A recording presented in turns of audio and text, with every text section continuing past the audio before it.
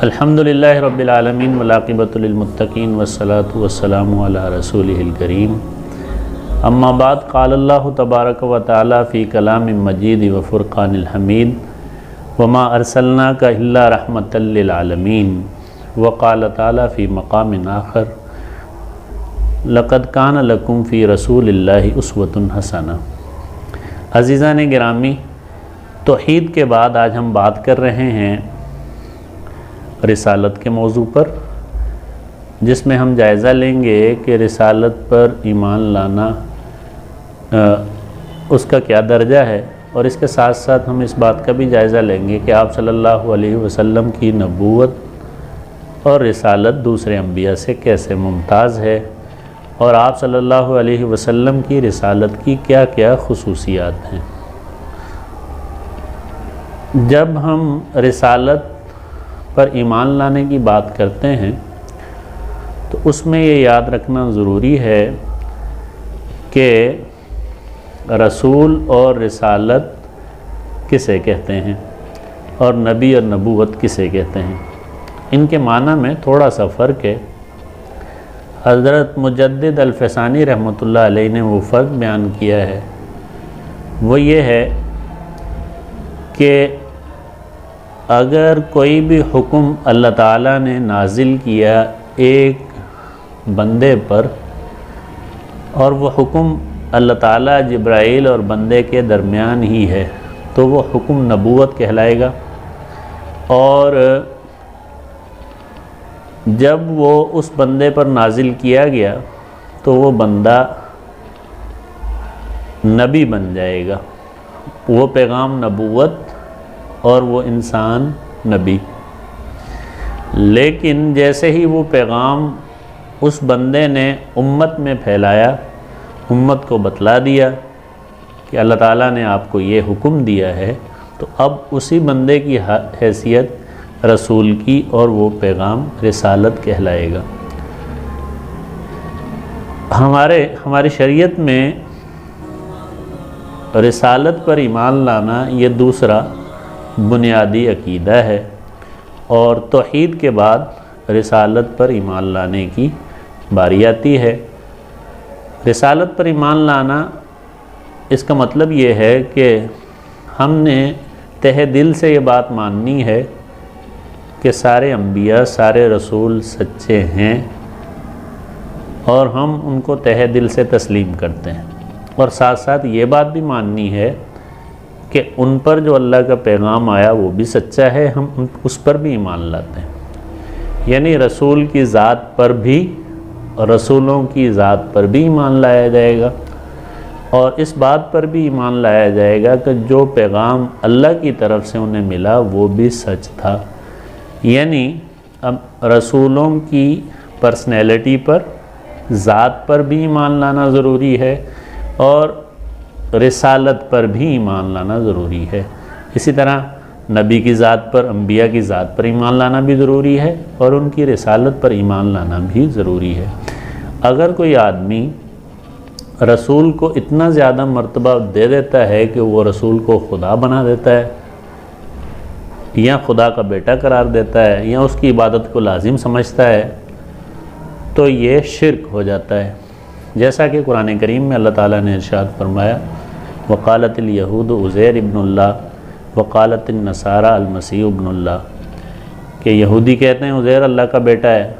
اور اس کی عبادت ضروری ہے، اور عیسائی کہتے ہیں کہ عیسیٰ اللہ کا بیٹا ہے اور اس سے،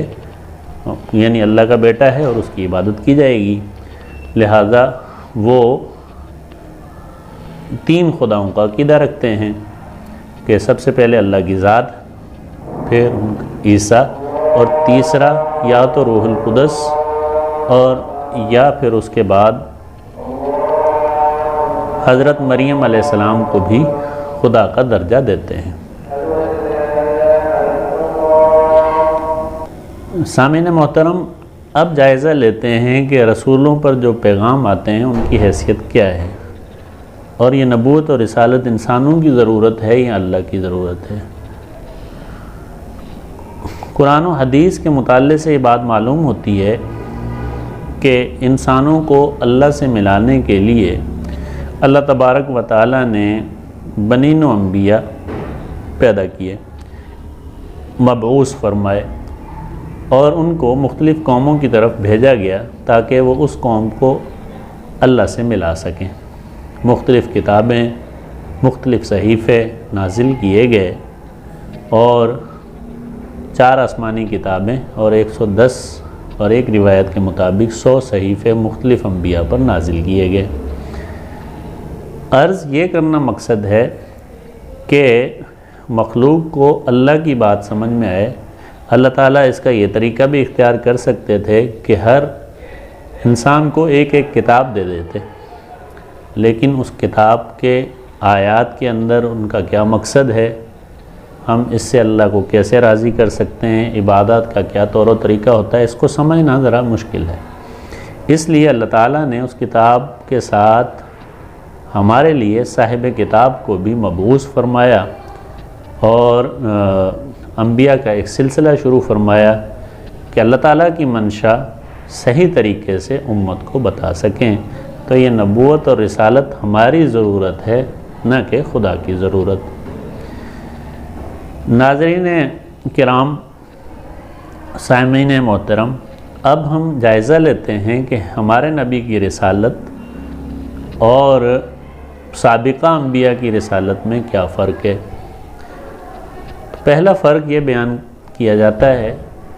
کہ ہمارا دین ایک یونیورسل دین ہے، یعنی کل کائنات کے لیے اللہ تعالیٰ نے اس رسول کو مبعوث فرمایا،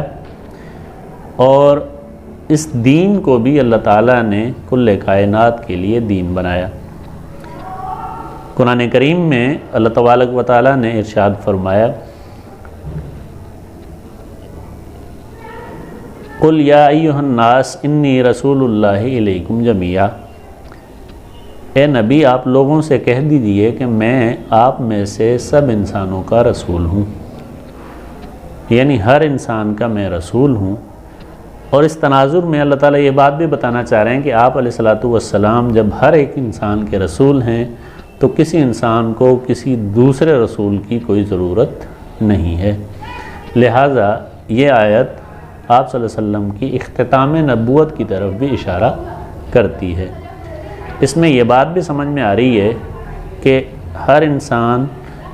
کے رسول جب آپ علیہ السلام کی ذات ہے تو کسی انسان کو کسی دوسرے رسول کو پیروکار ماننے کی ضرورت نہیں ہے۔ اسی طرح دوسرے انبیاء جو ہیں ان کے متعلق اللہ تعالیٰ نے یہ ان کو جو احکام دیے، ان میں یہ خاصیت تھی کہ وہ اس زمانے کی اس قوم کے لیے دیے گئے۔ چنانچہ بہت ساری آیات میں اس کی تصدیق ہوتی ہے۔ اس قال موسیٰ لقومہ، موسیٰ علیہ السلام اپنی قوم تک محدود ہیں۔ اذ قال شعیب لقومہ، شعیب اپنی قوم، لیکن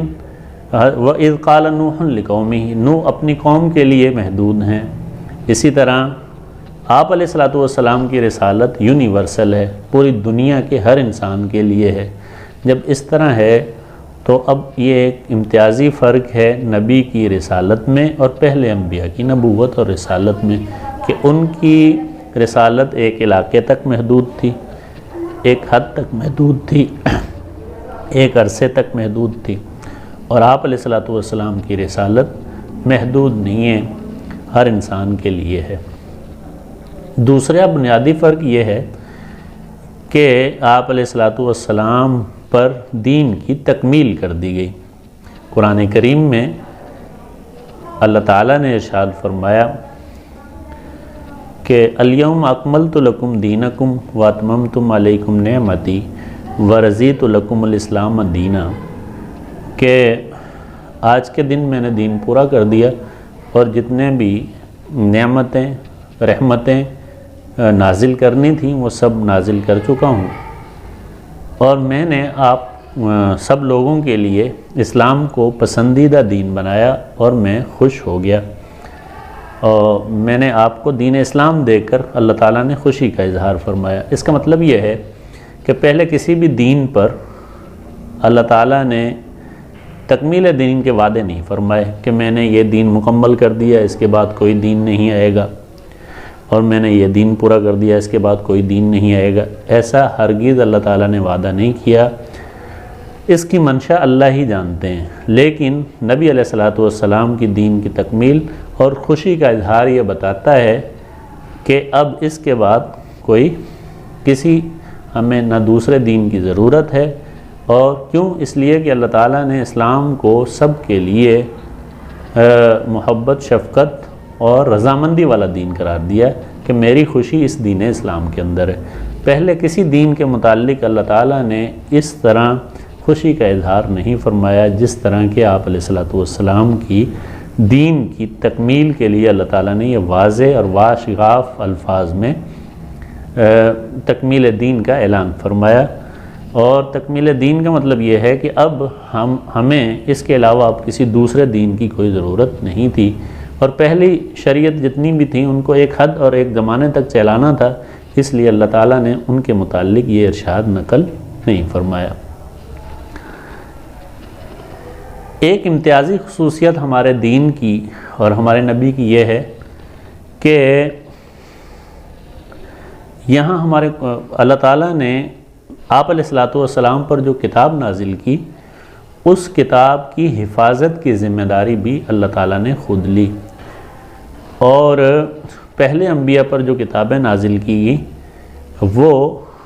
ان کی ذمہ داری اللہ تبارک و تعالیٰ نے ان کی حفاظت کی ذمہ داری نہیں لی۔ اور اس کی وجہ بھی یہ ہے کہ قرآن کریم چونکہ ایک ایسی کتاب ہے جس کے احکامات تا قیامت جاری رہیں گے، لہٰذا اس کو سیکیور کرنے کی، اس کو محفوظ کرنے کی ضرورت تھی، اللہ تعالیٰ نے اس کی ذمہ داری خود لے لی۔ اور پہلی کتابیں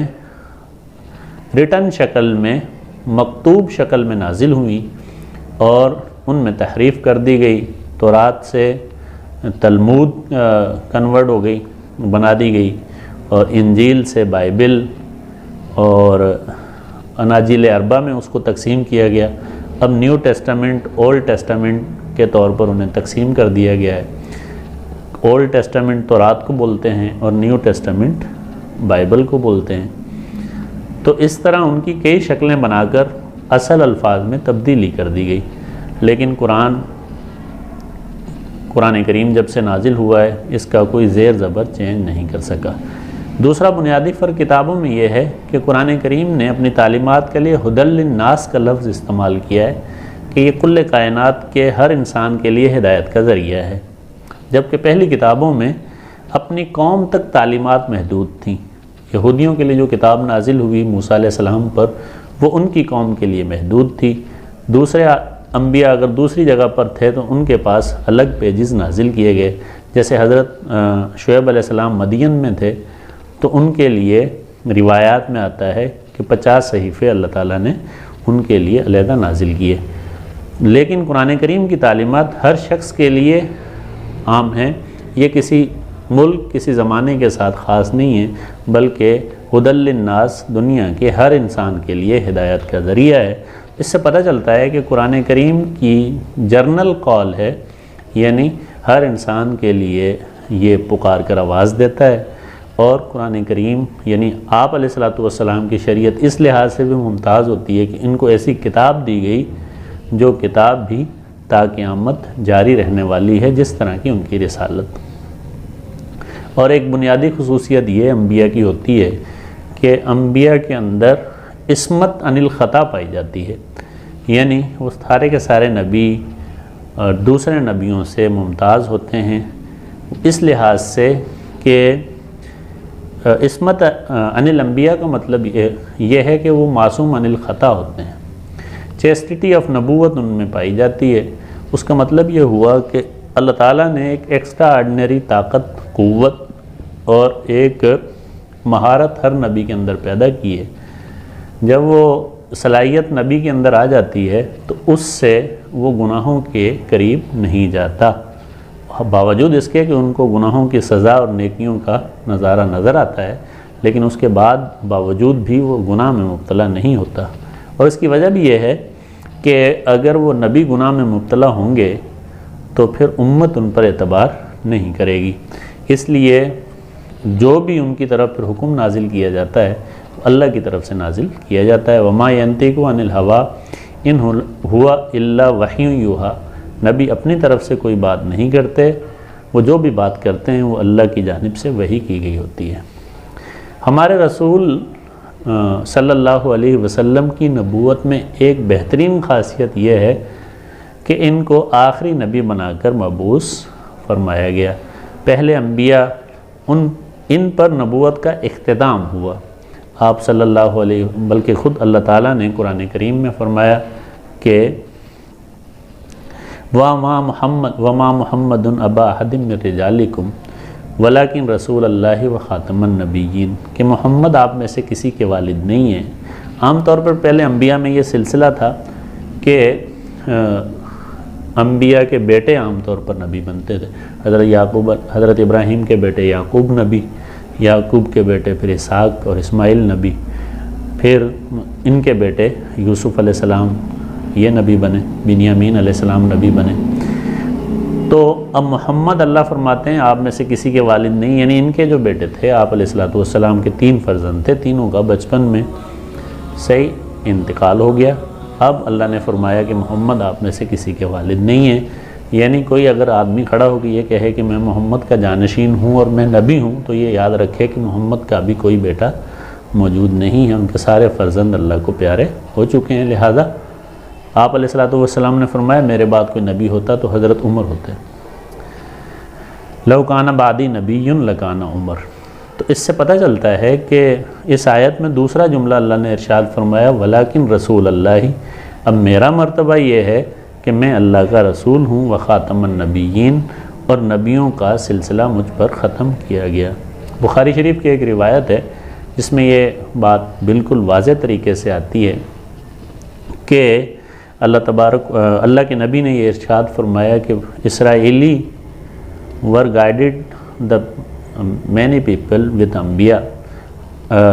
اللہ تعالیٰ کے نبی نے ارشاد فرمایا کہ اسرائیل کے اندر اللہ تعالیٰ نے ایک نبیوں کا سلسلہ جاری فرمایا، وہ نبیوں کے ذریعے ان کو تعلیمات دی جاتی رہیں، لیکن پھر اللہ تعالیٰ نے مجھے بھیج کر یہ نبیوں کا سلسلہ ختم فرما دیا۔ تو ہمارے نبی کی نبوت میں ایک یہ بھی چیز ہے کہ آپ صلی اللہ علیہ وسلم پر اس دین کی تکمیل اور نبیوں کے سلسلے کی بھی تکمیل فرما دی۔ تو اس سے ہمیں سمجھ میں آتا ہے کہ ہمارے نبی کی نبوت میں کیا کیا چیزیں خاص تھیں، اور یہ بھی بات سمجھ میں آتی ہے کہ آپ علیہ السلام کی نبوت ہمیشہ کے لیے ہے، کسی ایک شخص کے ساتھ محدود نہیں ہے، ایک علاقے کے ساتھ محدود نہیں ہے، بلکہ beyond the limit time and space ہے۔ دنیا میں آخری دن تک آپ علیہ السلام کی رسالت کو جانا ہے، آپ علیہ السلام کی نبوت کو جانا ہے۔ ایک آخری بات یہ ذکر کرنی ہے کہ اگر نبیوں کو کوئی مرتبہ خدا کا دیتا ہے تو یہ شرک بن جاتا ہے، جیسے کہ میں نے پہلے اس کی وضاحت کر دی۔ لیکن اگر کوئی نبیوں کا مرتبہ کم کرتا ہے، مثال کے طور پر نبیوں کی شان میں گستاخی کرتا ہے، ان کے کارٹون بنا دیتا ہے یا پھر ان کی مختلف شکلیں بنا دیتا ہے جو کہ بنائی نہیں جا سکتی، کسی انبیاء کے لیے کوئی صورت نہیں بنائی جا سکتی۔ اللہ تعالیٰ نے وہ نفس قدس پیدا کی ہیں، مقدس روحیں پیدا کی ہیں، اور ان کے لیے بہت ساری اور بھی خاصیات اللہ تعالیٰ نے پیدا کی ہیں۔ تو